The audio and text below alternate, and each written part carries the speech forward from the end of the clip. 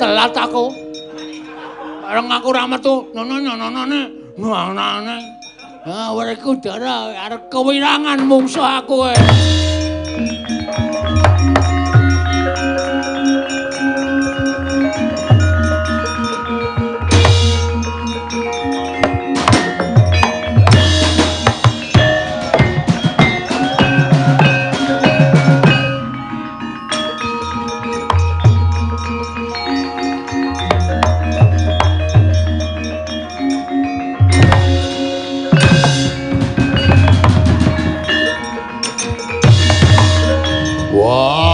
Wandasmu.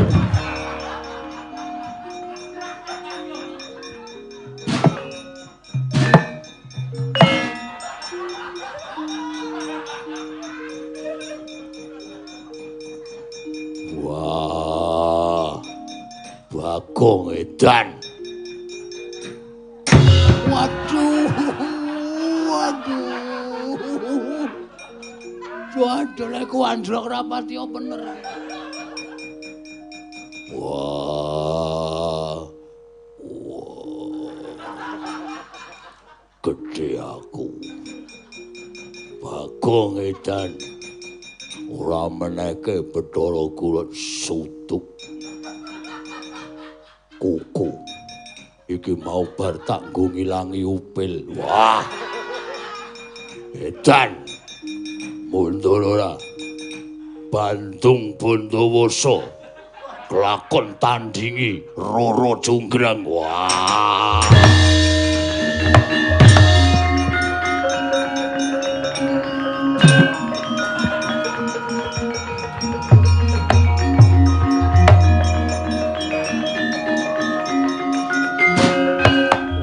Mastu Nomo Sidam Karing Bawana Langgeng. Kakang Narada, Kakang Resi Kanika Putra. Sawetawis lenggah wonten ing Bali Marti Kundha Manik. Katuran Karaharjan tedhak paduka Kakang Resi Narada. Merkenca Warudaya Pak Pong Buk Bolong Kalicut Di sapa sing gawe? Lha nuwun inggih Di. Tansah pinawinganing kawidatan ing sambi kala sawanipun ing neraka ing Sidik Pangudal-udal. Mboten panggih alangan setunggal menapa namung parenga kula ngaturaken pudya pangastawunipun ing neraka kunjuk ngersa paduka Adi Pramesti. Kula pun dicundhaka panglingga murda.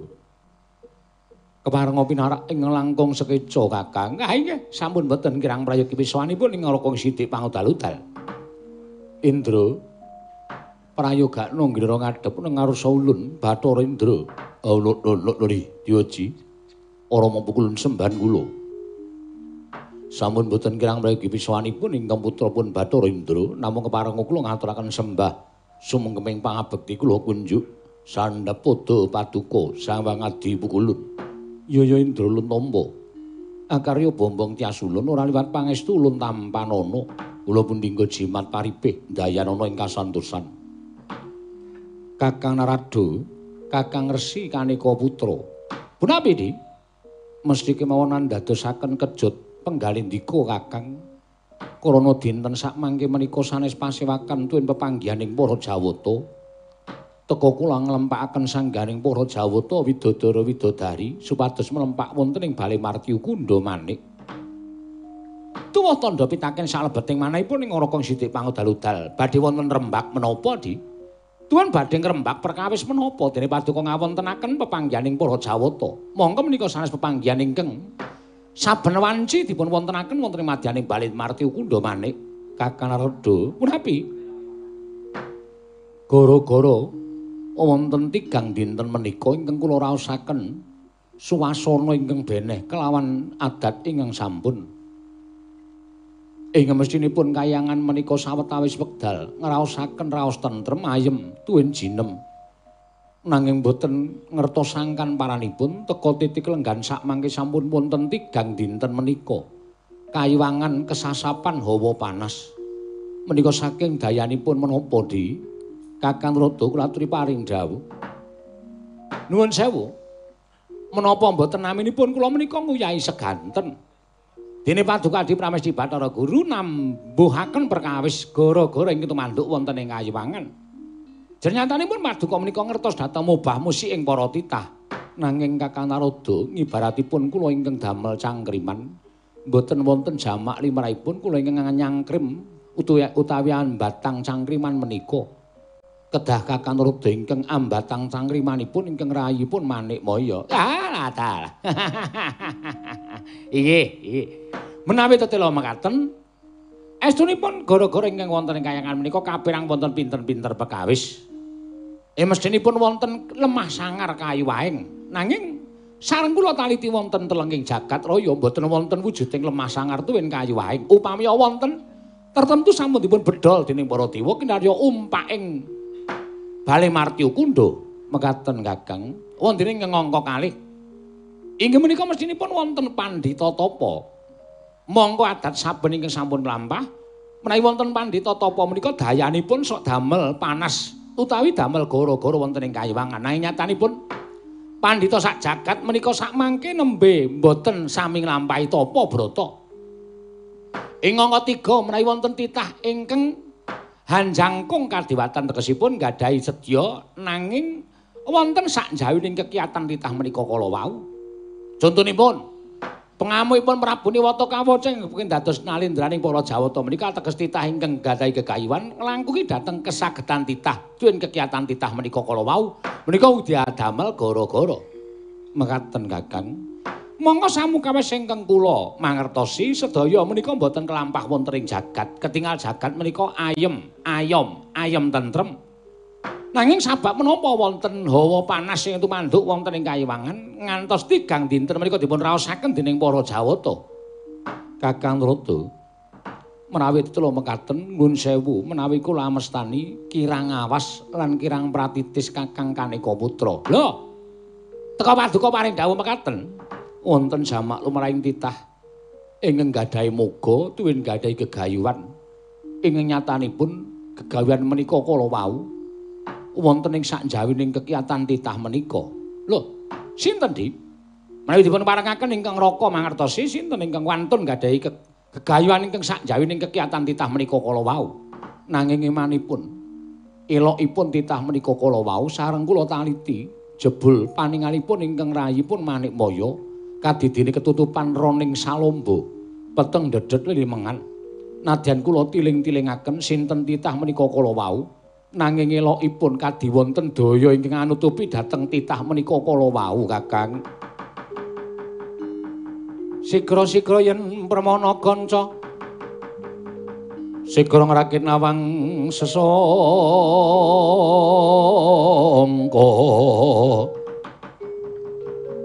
nalendra mbek marwa sing sang katri gumulung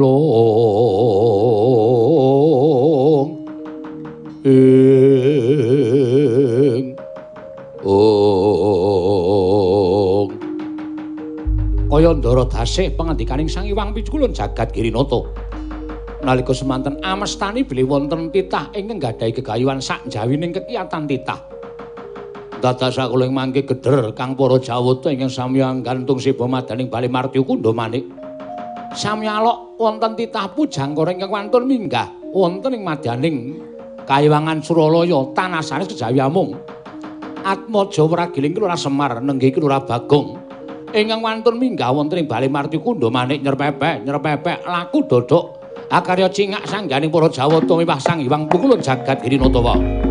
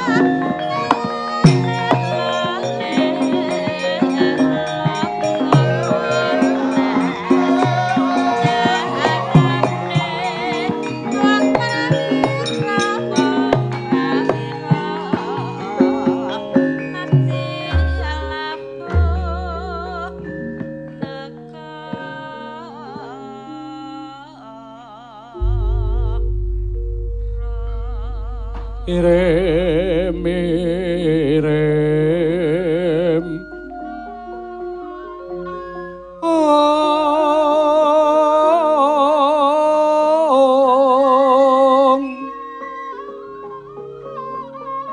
kembang bopong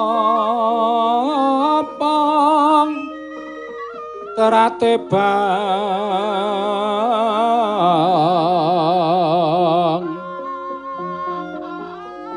rerayungan loma lengkung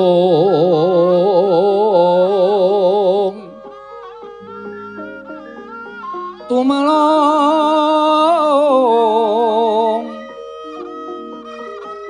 rumambat wetyan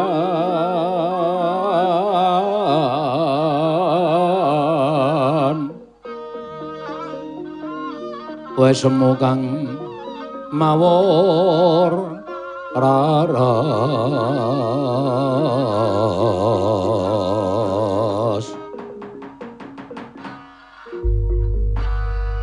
Oh Mastu Nomo Sidam sekaring bawana langgeng Kakang Rada nembe kemawon kula raosi jebul kadidene lumampahing wanci peteng kepapak obor sastra biar padhang menika kadidene sowanipun Panakawan kula kinten menawi Kakang Badranaya nanging jebul sareng kula sawang kuncungipun teka mboten wonten menika Bagong Kakang Rada wah dalah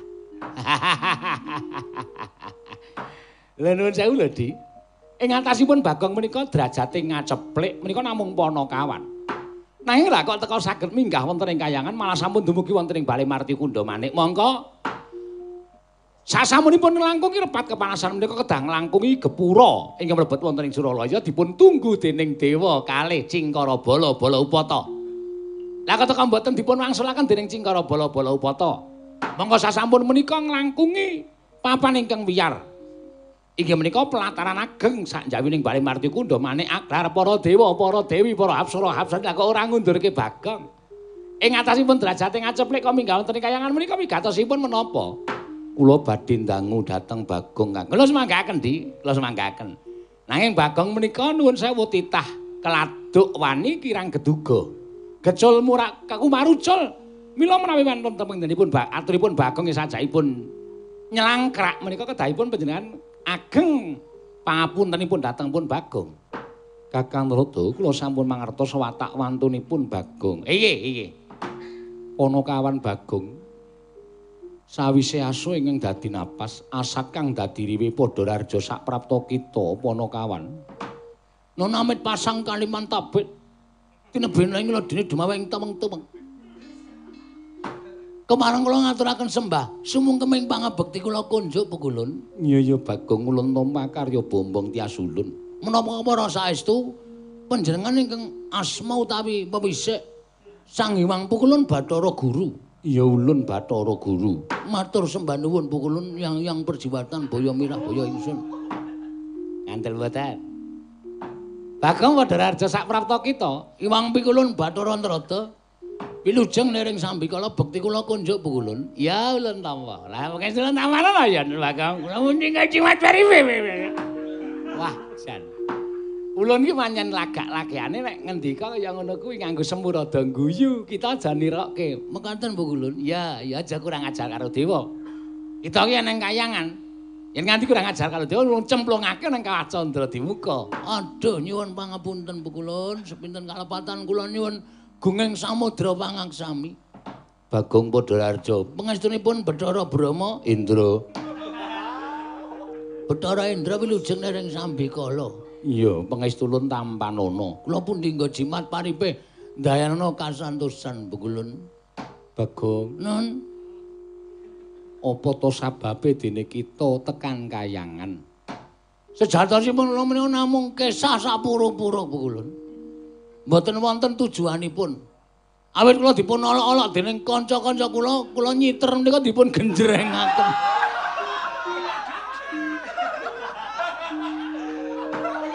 Mila kula kesah saking rombongan kula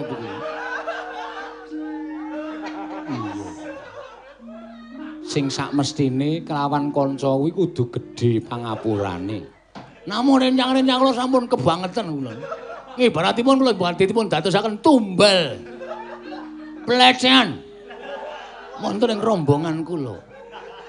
Boya Bagong boya. Biya kok mboya. Ingkang wigati angka 2, wigati angka 2. Sejati Kang Pranyata, kula menika badhe nyuwun prisa Bu Kulun. Iya. Kita bakal nyuwun prisa apa? Kula ngertos bilih Kakang kula Gareng kalih Petruk menika estunipun sanes putranipun Bapak Semar. Mila nalika wonten lampahan Petruk takon bapa menika sami pinanggih kalian tiyang sepuhipun inggih menika Gandarwa Maya utawi Gandarwa Raja Bali utawi Gandarwa Raja Bandung. Kuwi gedang. Aja sembrono Bagong. Gandarwa Raja Bali, Gandarwa Raja Maya ora ana Raja Bandung. Kluthuk nutuki ndasmu ki, Pak. Kulon rada pun kejem-kejem Bu Kulun. Sing jeneng Panakawan niku nek omong wajib ndagel. Masa Panakawan ora ndagel niku mengke mboten seneng kalih kula. Iya nek aja sembrono iya nek kayangan. Mila sowan kula menika jatosipun sareng kula taken kalih Petruk kalih Bagong. Mas Petruk Mas Gareng, udus kowe. Wah, kleru dhewe diudus dhewe. Sareng kula tanglet kalih Mas Petruk kalih Mas Gareng. Napa kula niku anakipun Gandarwa Raja Bali. Mereka, waduh. Kang Petruk Kang Gareng niku ngomong dudu anake Bapak Gandarwa Raja Bali, bapakmu iki beda. Lajeng kula tanglet.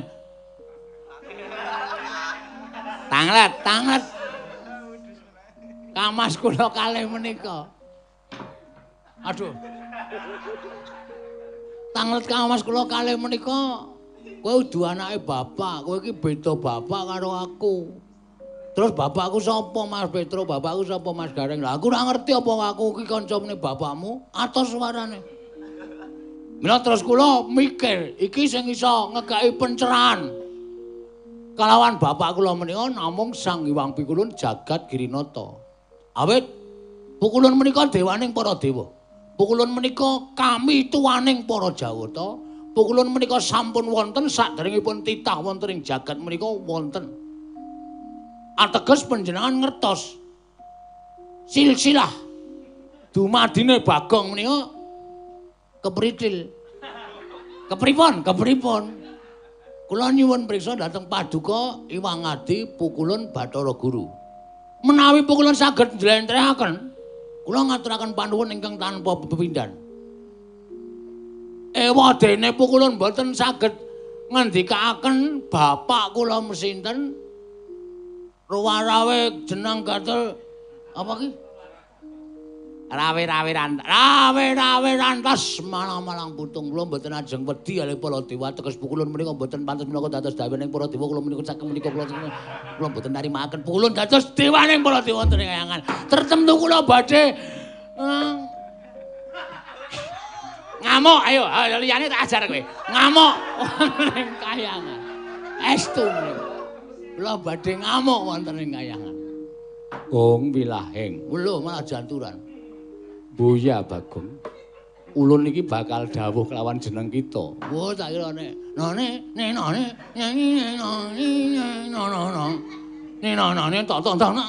oh gila hing. Ngoten niku kula sok nonton Bu. Oh, nonton sapa? Lek Toyo.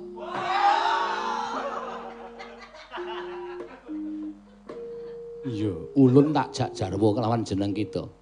Sapa napa jarwo? Jarwo. Yektine ulun ngerti kedadianing kita kuwi ngerti. Ini namanya pencerahan yang luar biasa ini. Pun mang paring pangandikan. Kula badhe midhangetaken kanthi tetela. Nek pun paring dawuh, iki lho Bagong, bapakmu nang kene iki.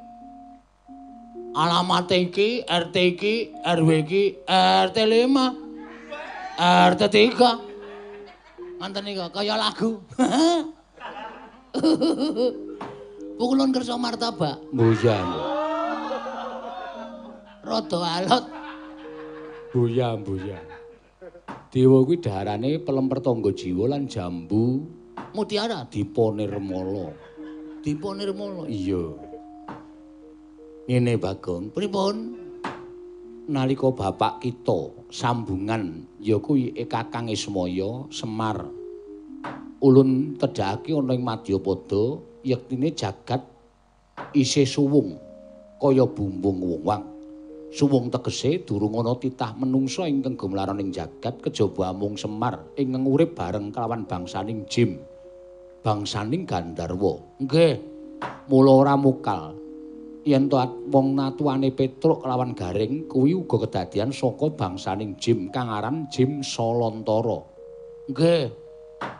Sadurunge ketemu karo Petruk karo Garing, sejatine bapakmu bali munggah ana ing Kayiwangan tumuli mutah kelawan Sang Hyang Pikulun Bathara Tunggal. Tunggal. Bathara Tunggal kuwi wong atuwa ulun. Kang Sudarma. Iya. Terus Kanjeng Rama pulun Bathara Tunggal paring dawuh yen to pancen Semar kepengin kanca marata meneng luwih dhisik. Ayang-ayang kita bakal ulun sabda dadi wujuding titah sewantah. Nalika semono ayang-ayange Semar disabda tumuli wujud kita kuwi dadi kita kuwi tanpa bapa, tanpa biyung.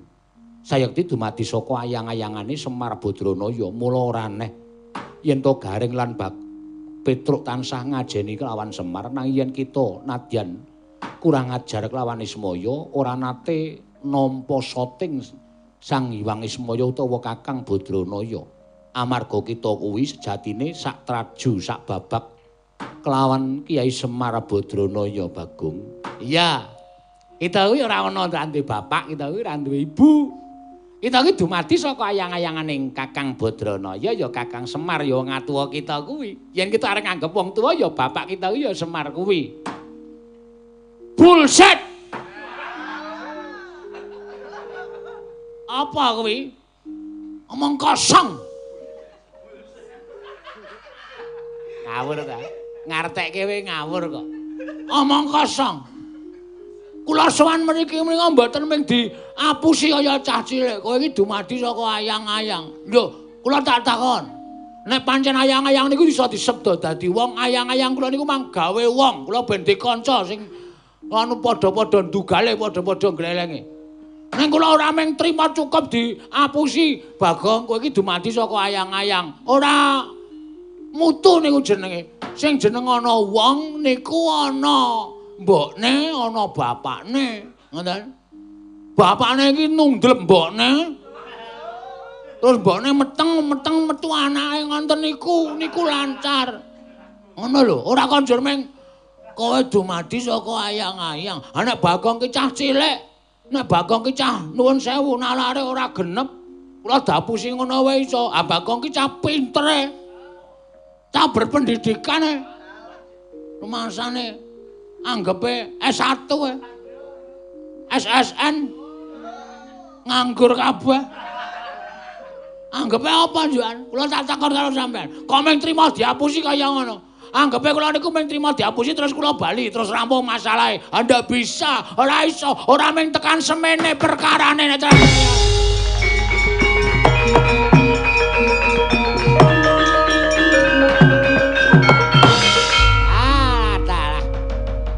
ora kencang warudaya pak pong mbok bolong kali cedhe sapa sing gawe Bagong aja kaya ngono ya kira aja kaya ngono cah bagus. Lah kok dadi kowe terus ngadeg jejeg tanpa duwe tata krama kaliyan Sang Hyang Pikulun Bathara Guru iki nek nganti disotke dening Sang Hyang Jangan Giri Pratingga iki kok kepiye kedadeane kowe iki ya takon wis diwangsuli ya kudu trima. Meneng ora kowe? Sadurunge aku munggah mrene napuk cangkem wong gletak mlebu. Endi ayo? Endi kae sok nggo ngelawat UGD, UGD. Aduh, tak apa ya kowe? Iki masalahe ora kowe Nara. Masalahe karo iki aku. Ora samelu-melu kowe iki mung apa timun wungkuk jaga imbuh. Wah, lah setan ya. Dewa kok dunekke timun wungkuk jaga imbuh. Piye? Pukulun Kula nyuwun keterangan. Nek sampean mboten mari keterangan sekolah tak tutup sampean arep jeng mulang sapa Bathara Guru. Arep ngapa sampean? Kudu ngekek keterangan sing gumathak. Wah, nesu kok suarane kok kleru. Gumathak kok gumathak. Kudu jelas. Bapakmu jenenge iki. Nek sampean ora iso duduke kula ora nrimake. Yakin niku sik tak ndeleki jam. Wah nggih. Kula ora nrimake. Kula tetep kudu protes kalian Sang Hyang Pikulun jagat kene pratingga. Bromo. Ora ana. Udus kowe. Niki sing nganu Endra kok Bromo. Di guru kaya gugup kaya ngatur mripun. Wonten paningal kula Bromo menika ketingal. Wis ora iso Bromo lagi adang kok. Brahma ora ana Bathara Indra Bagong iki sereten metu njaba mundhak mirang-mirang karo panjenengan ulun nggih ngestaken dawuh ora usah diseret aku tak metu dhewe aku nek metu dadak diseret-seret ki mah angel yakin wis tak metu dhewe ning titenono tak tunggu nang repat kepanasan nganti 3 kedheping paningal nek pukulun ora rawuh piyambak teng repat kepanasan paring dawuh bab tiyang sepuh kula. Dewa kayangan tak gawe sungsang bawana balik. Sulendra bawana, Sila mangumpeng, Cakra ngerang, Nguntara samudra. Swarga dawana, swarga maruta tak gawe sungsang bawana balik kayangan.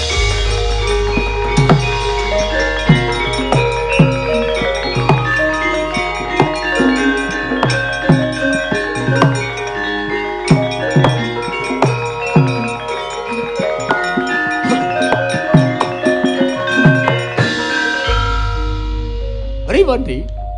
Wilahing. Lah kok teko malah perkawisipun namung timbul saking Panakawan Bagong. Lah menika mila Bagong menika nadyan kados mekaten menika. Titah ingkang jinangkung. Mila panjenengan kala wau paring dawuh sumbering gara-gara saking asalipun titah. Nanging titah kala wau dipun prisani ketutupan roning salomba tekesipun boten saged cetha. Margi mbah menika dipun tutupi dhateng pengayomanipun Bagong. Indra wonten timbalan. Dawuhna marang para Jawata kinen ngundurake si Bagong yen to pancen berguguk utawa waton ora gelem bali marang Madyapada. Ulun ingkang tanggung jawab kelawan Kakang Semar Bagong dibondo. Ulun ingkang bakal paring pengadilan kelawan Panakawan Bagong. Nun nyuwun pamit madal pasilan sing ati-ati aja kaya bocah cilik Bathara Indra. Kakang Narada monggo dikula dherekaken.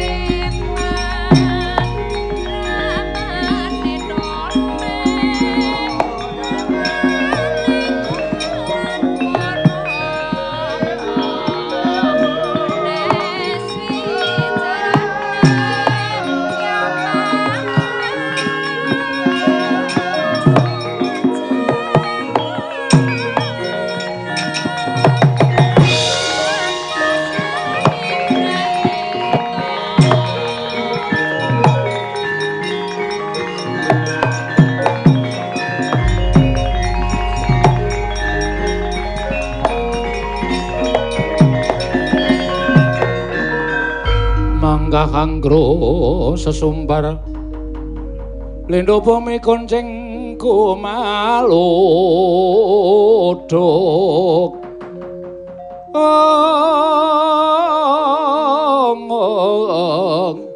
kumaludok kundur ketup lumembak penyukang kumambang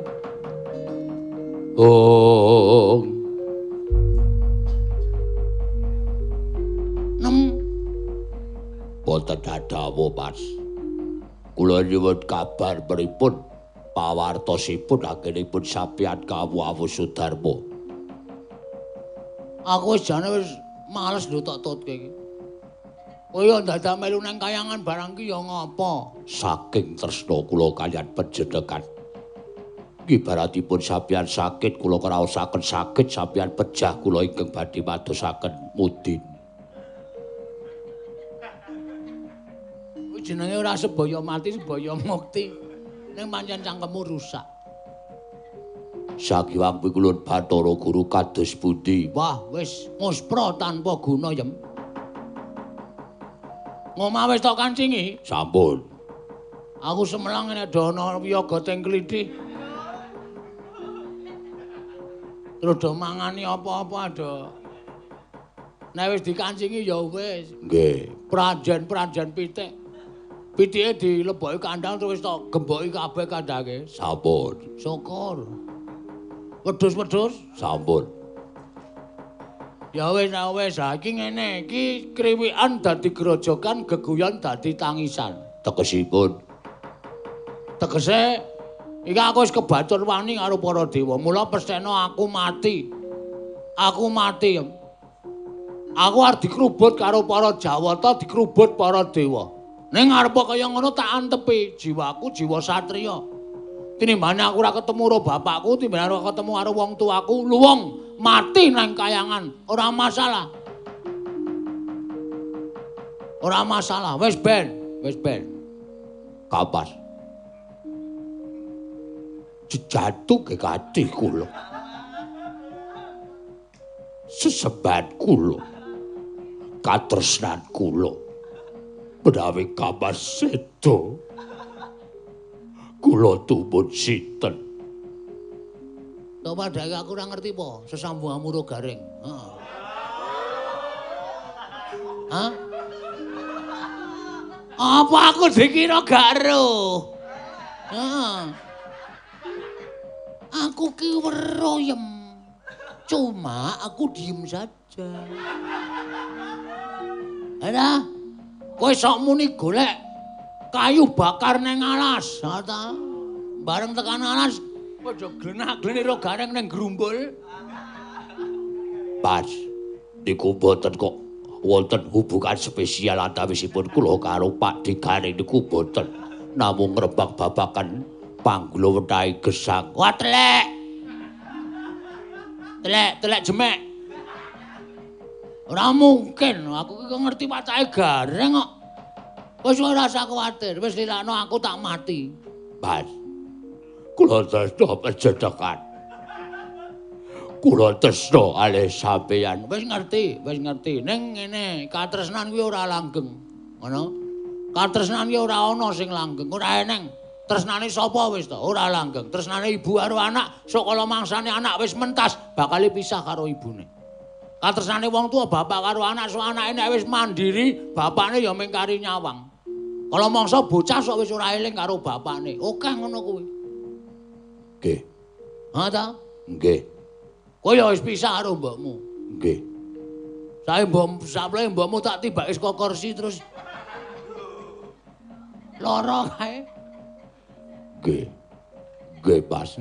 Mulai rasa sok gondali banget-banget perkara katresnane aja digondali banget-banget. Neng donya iki ora ana sing langgeng. Wis to.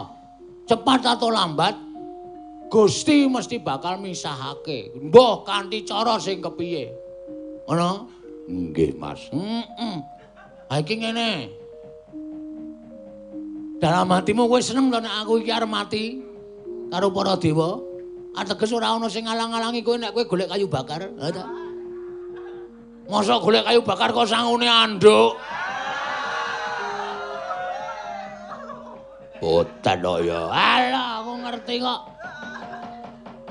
Aku tak mapake para dewa. Nggih. Kowe tak jaluk ganteni aku sementara ya. Nggih. Gantosi pripun? Kowe bali tak dandani Bagong, engko ben iso gara-garane klompit. Komplit. Ya. Nggih.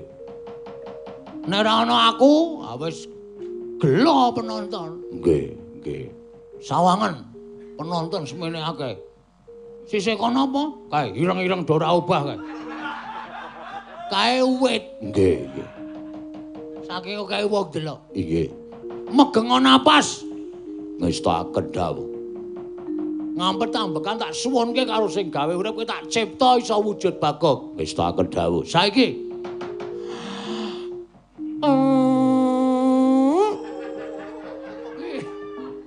mbok dijitet yem. Men ora muni. Wong wedok kok mirang-mirangke. Anggere kon ngampet ambekan entute lehmu nyaring. Kok lelos lho. Edan tenan kok.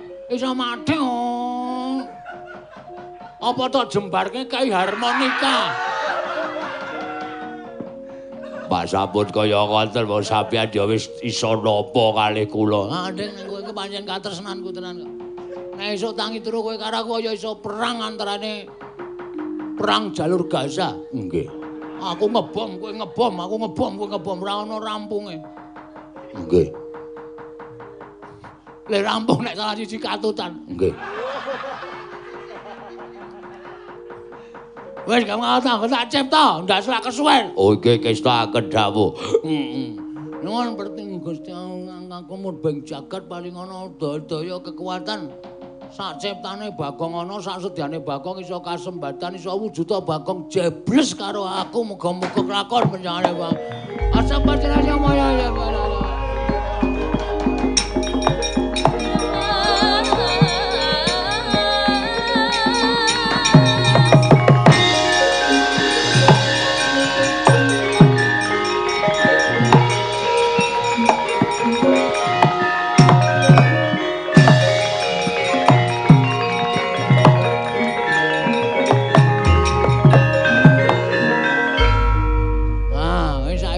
Bali nang jagat engko nek gara-gara gabunga karo Kang Gareng Kang Petro. Keke tak kedhawa, Mas. Suarane. Caranipun dos pundi? Kowe tekan ngomah gawe kolak sandal. Oh nggih. Kowe engko panganan telung sendok. Kuwi suarane engko iso padha aku. Nggih, kestaken dawuh. Kula pamit wangsul nggih, Mas. Sing ati-ati ndak diwani selak do teko. Wis kono ngati-ati. Nggih. Medhono ndorante ora anjlok lho. Dhuwur kae. Nggih, kestaken dawuh. Engko anjlok kowe iki saka wanen. Wis kono gawe bali kono. Nggih, kestaken dawuh. Kali-kalinge kowe dadi Bagong, nek nguyuh ora ndodok. Nggih. Engko lali dadi Bagong nguyuh ndodok ayo. Konangan. Nggih, kestaken dawuh. Ya pethoke dewane ora rampung-rampung masalah.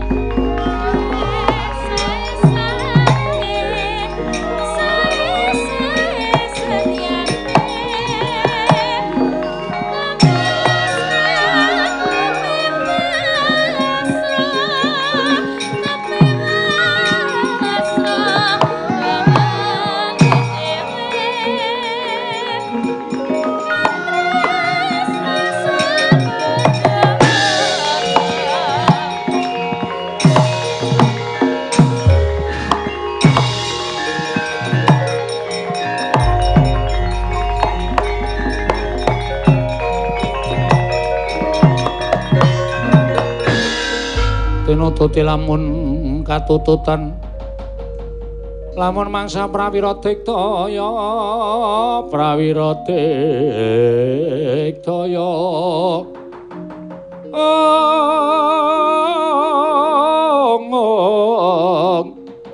ora ngono magawi gelari wang-wang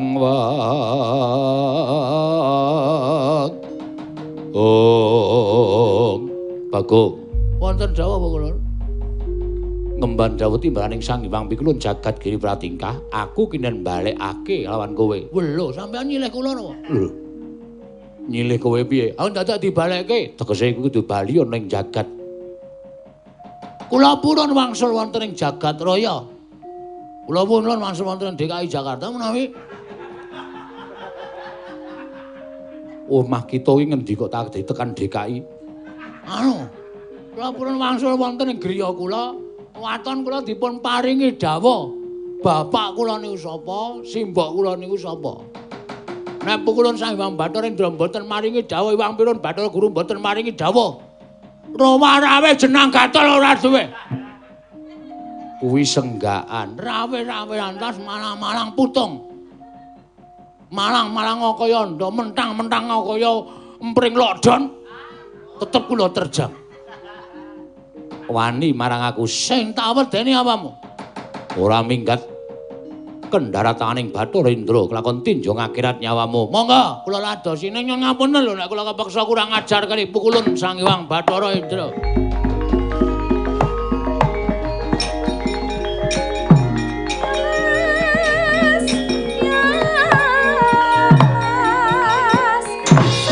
Indra marat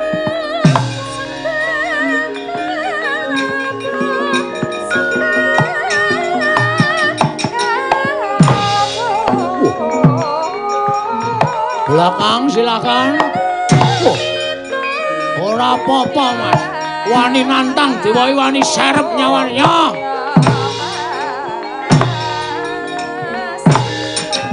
Hai, mondare. Ayo.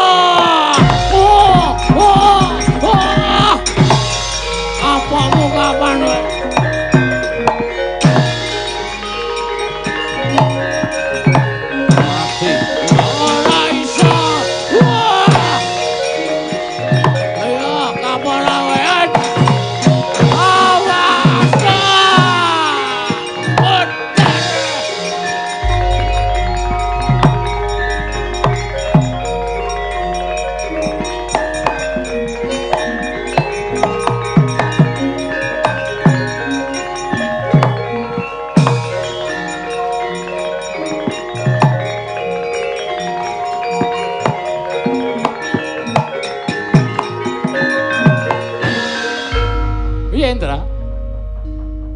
Menawi ndaratur kula dewa-dewa kapure wangsul kemawon.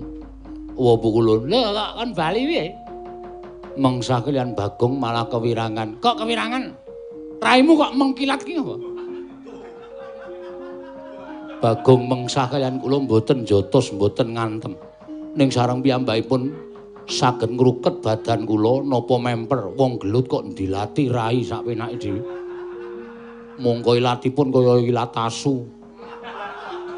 Dawane ra jamak-jamak serup. Malah gemujeng panjenengan. Lah bocah ndugal kewarisan kok ya. Diantem ya ora apa-apa. Mboten menapa-menapa. Iki piye nek dewa-dewa nganti kalah karo para Bagong ra ya wirangan.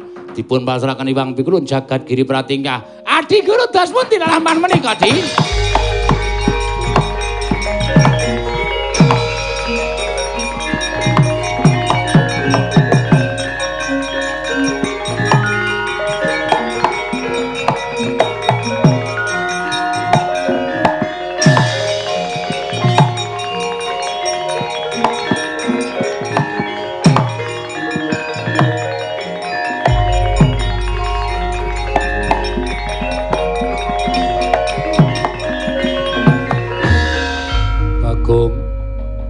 Kawan Bagong wonten dawuh pukulun sepisan meneh ulun ngelikake kelawan kita aja tumindak kang ora perlu prayoga ning kayiwangan kula mboten ajeng tumindak menapa-menapa nek napa sing kula tangletke kalih pukulun Sang Hyang Jagat Girinata menika panjenengan paring dawuh lan paring keterangan ingkang sak cetha-cethanipun ning Bagong emon emeng diwangsuli Bagong kowe dumadi saka ayang-ayang wegah kula ora masuk akal secara pikiran napa jeneng itu secara sekolahan lho napa jenenge ulun boya ngerti waduh takon sapa ya iki ya secara ilmiah nalar manusia secara jernih dan lancar mboten wonten jamak lumrahing atase manusa kok dumadi saka ayang-ayang ana ayang-ayang disebda dadi wong terus dadi wong niku model pundi atene saniki nek ana wayangane wit nika terus sampeyan ngendika dadi wit atene donya rungkut banget Iya napa iya? Latri paring pangandikan ampun plendas-plendus kados mekaten menika.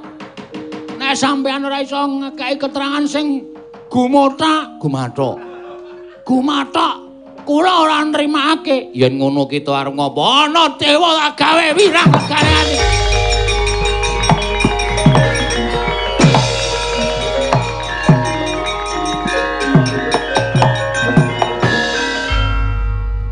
Mabur. Apa dikira Bagong ora iso mabur? Iso, Bagong nek kon mabur. Untung aku sangu androke bojoku. Iki tak cagaki tengah. Pinggir tak taleni, tak pentrang ngene kena angin kabur mumbul. Tau ya kowe Bathara Guru. Nek ora ngono tak pentang terus rambutku tak obong. Kan kok kaya balon mengudara kae.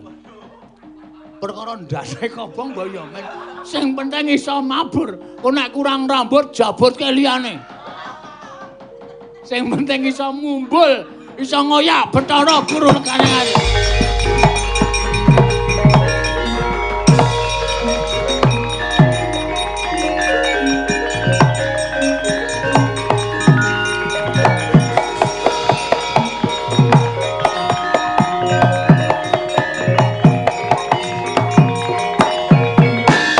Miat langening kalangwana klara pandan moncar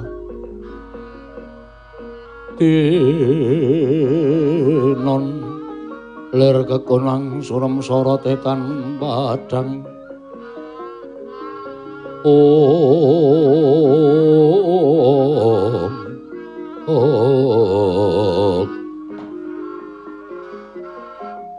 Koko Prabu sawetawis rawuh winantu ing karaharjan tedhak paduka Kanjeng Koko Prabu. Iya, Yai. Tansah pinangan kawidadan niring Sambikala.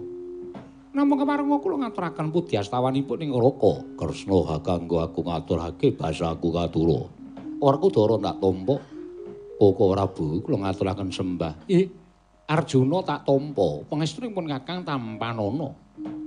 Menapa ta sababipun dene paduka rawuh mongko tanpa cecula ingkang saderengipun Yayi? Kadreng sarawungipun ngraka ing Ndrawati lan para Pandhawa menika boten namung setunggal kali dinten, nanging paribasanipun wiwit kuncung ngantos gelung, wiwit jabang ngantos laprang.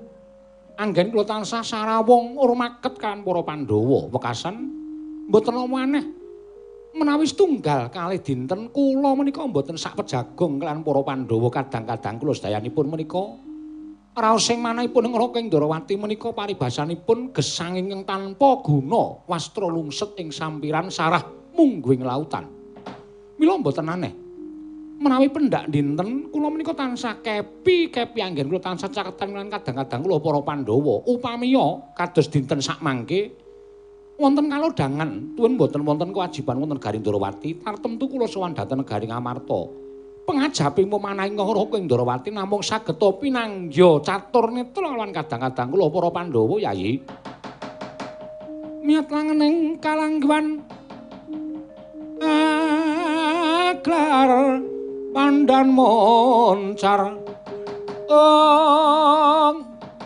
tinon ler kekonang surem sorotetan padang kasoran pacaring purnameng kekono dasari mongso katiga katrenjo rawing sang Hyang Jagat Winata karya cingak Nandya para Pandhawa Tandya para Pandhawa piyok gunung mangung sireng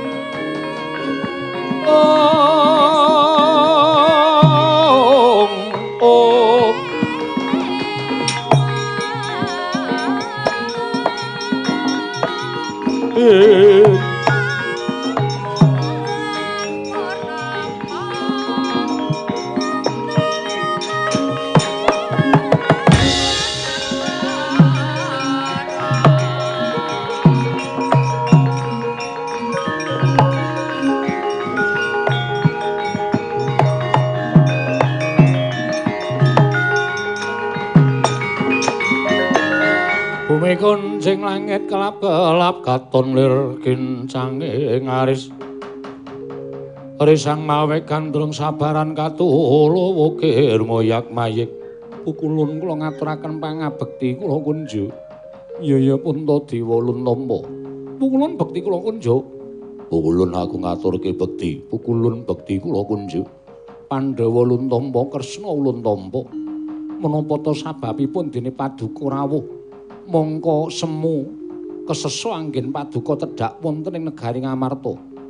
Kresna Werkudara Arjuna apa dene Puntadewa destun temening atase ulun kuwi dewaning para dewa teka keplayu saka ing kayiwangan disababake saka tingkah polahe Panakawan kita kang aran Bagong ingkang wani ngrusak kayangan merga nggone murtah kepengin ngerti lawan wong atuwane wekasan gugat marang kayangan Suralaya lah dalah Werkudara Janaka Bagong mendakno cah bagus.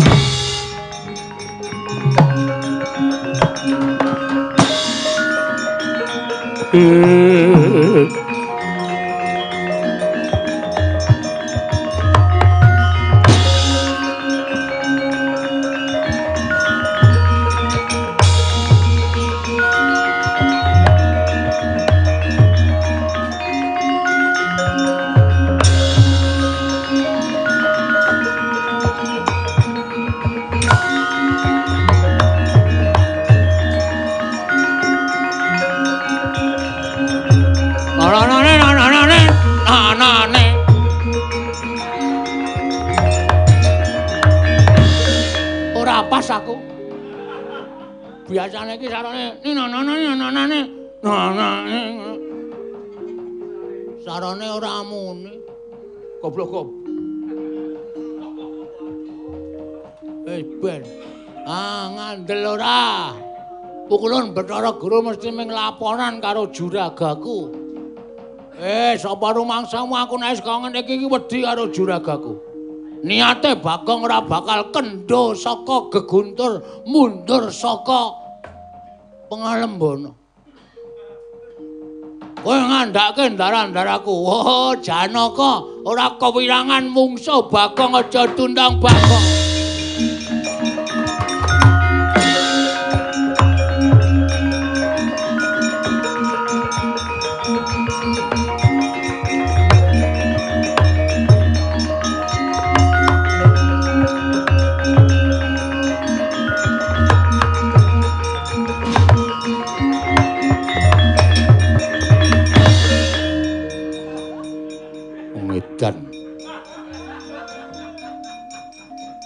Ayo kowe arep tanding karo Raden Janganangka. Satriya saka ing Madukisma.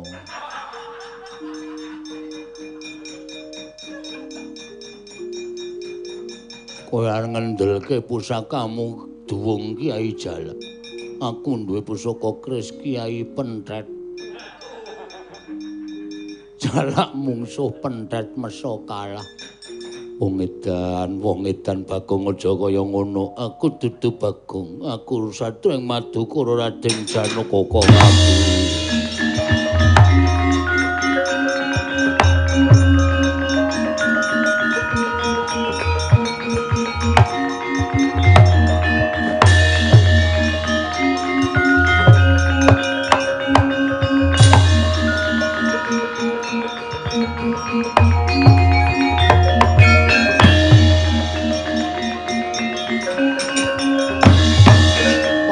Aku bareng aku ra metu nonone Werkudara arep kewirangan mungsuh aku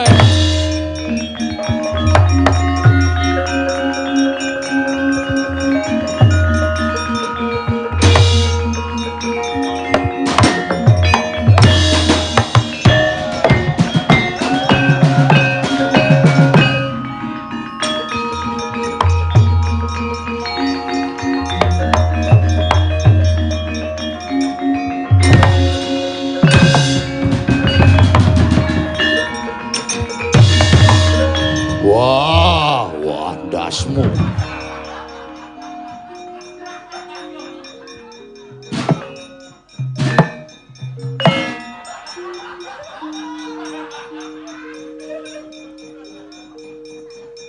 Wah, Bagong edan.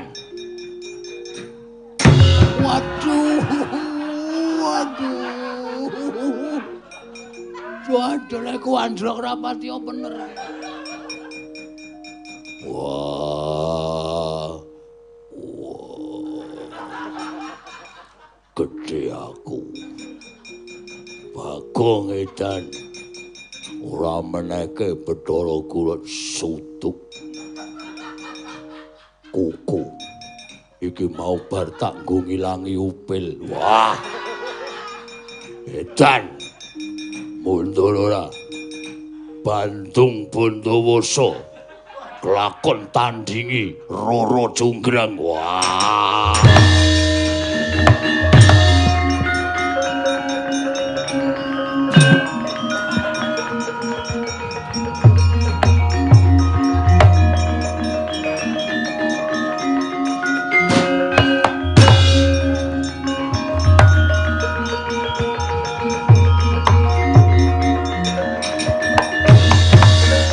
Werkudara Janaka kok do mundur mungsuh Bagong ki. Bagong ki ndek kekuatan apa? Lah kok ngedape-dape. Hah!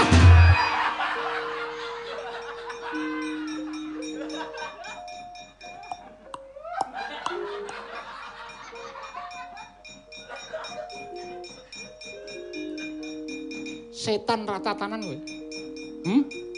Lah kok dadi kowe ngembari karo Nata Ndarawati? Lah kok dadi wis dadi Ratu Jumbo? Gugu karepe dhewe.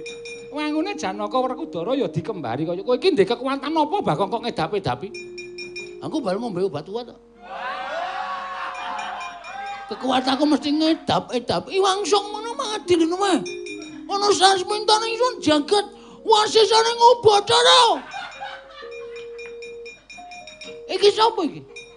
Lho aku Kresna Nata Ndarawati. Aja ngawur gawar-ngawur. Ngawar-awar.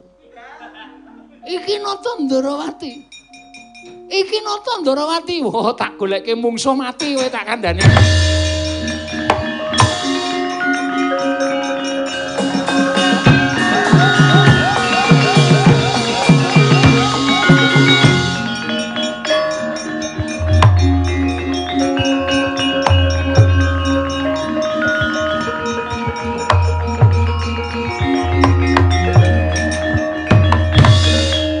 Ngamarta kok gayeng iki enten apa?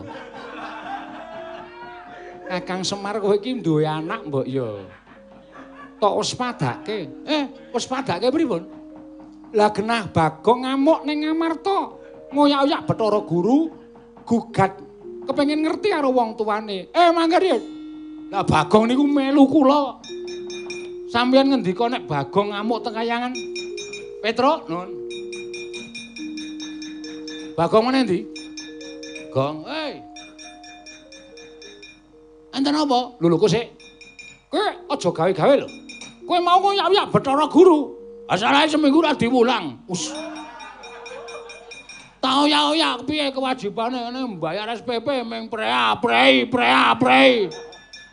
Malah pelajarane nganggo online dadak tuku kuotang barang. Tak pasangi kotange bojoku ora iso online. Piye wis bayangno? Apa ora saya ngrekoso? Bagong kok sik. Lah kowe ngoyak-oyak Bathara Guru apa ora? Ora, Pak, weh. Mang minggir. Sing Bagong niku tak pethukke legane ati.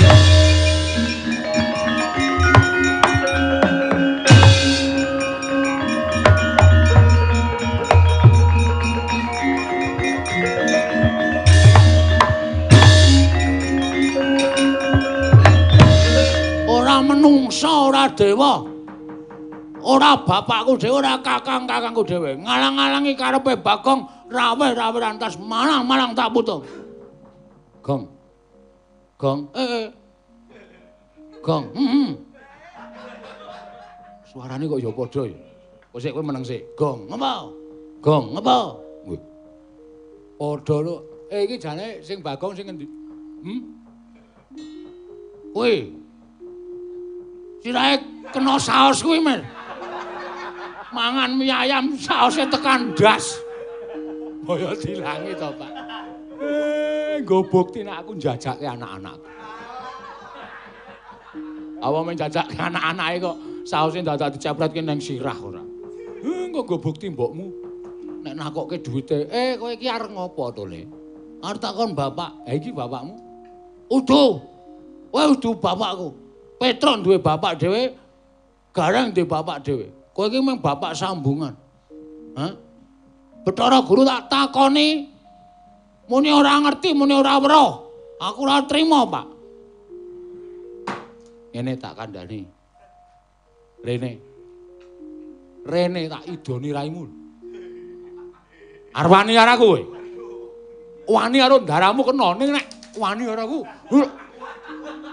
Antel diasmu. Muni yo. Ora ngono, Mer. Kowe wani karo aku ki, kowe arep kualat yo. Arep kowe ora ngaku, aku ki bapakmu ning aku ngopeni kowe biyen tekan saiki wis mengabad-abad. Kowe mangan tak pakani, ngombe tak ombeni. Ora iso katokan tak katoki, ora ndek klambi tak klambeni kok arep wani karo aku ki sing tok gemenang apa? Oh, Pak. Terus asline piye? Ah, ngono. Kok arep amu-ang. Ya bener kowe iki pancen kepengin ngerti bapakmu sapa, mbokmu sapa, gugat ning kayangan. Ning ora slamake kowe iki derajating kawula kok wani karo dewa. Dewa iki lenggahe ning dhuwur. Ning kawula ya diwajibke omong, aja dibrangos cangkeme. Bener. Ning omonge sing apik, omonge sing nganggo sopan santun, ora sak penake dhewe. Oh, kapok kowe bapak. Kowe ngetokke swaramu iki kena. Ning nganggo swara sing sopan, sing santun, becike ngene, apike ngene, aja nganggo kumrangsang hardaning nepsu ndak ora prayoga. Ya wis. Critane piye? Aku mbiyen tekan donya iki rung ndek kanca. Janjane kowe iki nek karo Petruk karo Gareng iki tuwek kowe. Ning kowe tak enomke, tak dadekke ragil merga sing srawung karo aku pisanan iki kowe.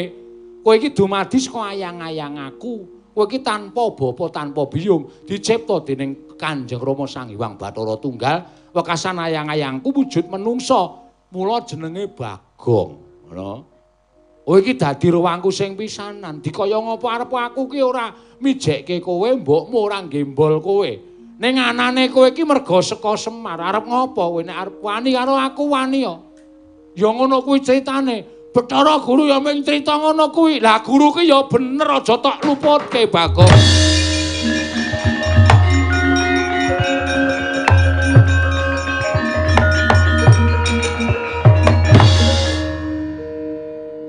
Terima ora?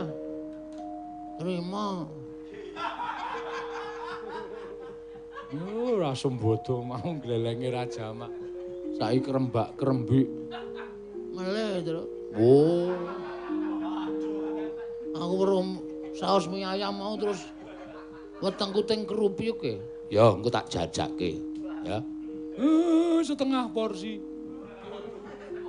Ngendi ana bakul mie ayam kok setengah porsi iki cara ngendi ora? Le bedakle ngapa jenenge apa? Nyuwiri mine iki angel. Aku kulino nyuwiri ngono. Kae sapa, Gong? Kuwi sapa kuwi? Yem.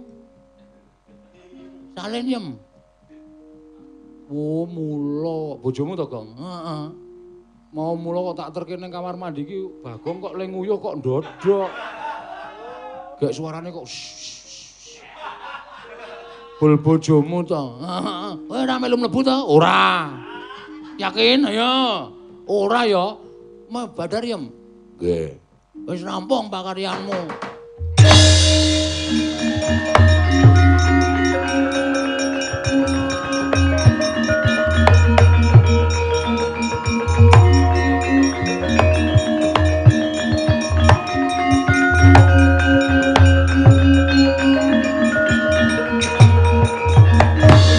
Para guru aku sing njalukke ngapura anakku ya Guru, mboten dados menapa. Ingkang baku Bagong sampun trima. Kono bali aku njaluk ngapura inggih.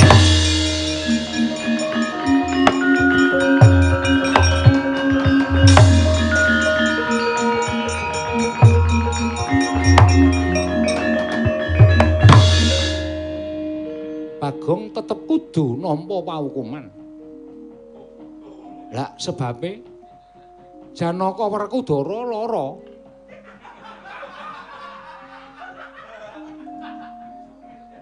Tok kapake tak kembari. Sajake sok nggih. Iya. Mengke kula ijoli sok pit. Sok pit keproke sirahmu ki apa piye? Sone ora kena kaya ngono kuwi. Lah kok dadi kowe ndek sandangan Kresna barang ki saka ngendi? Tumbas teng pasar malam. Edian tenan kok. Ya wis, syukur yen kabeh wis tentrem, Semar Badrana ya muga-muga besok meneh aja nganti lir wong nggo ngulat-ulati karo anakmu. Nggih ngestakaken dawuh niki pengajaran tumraping kula.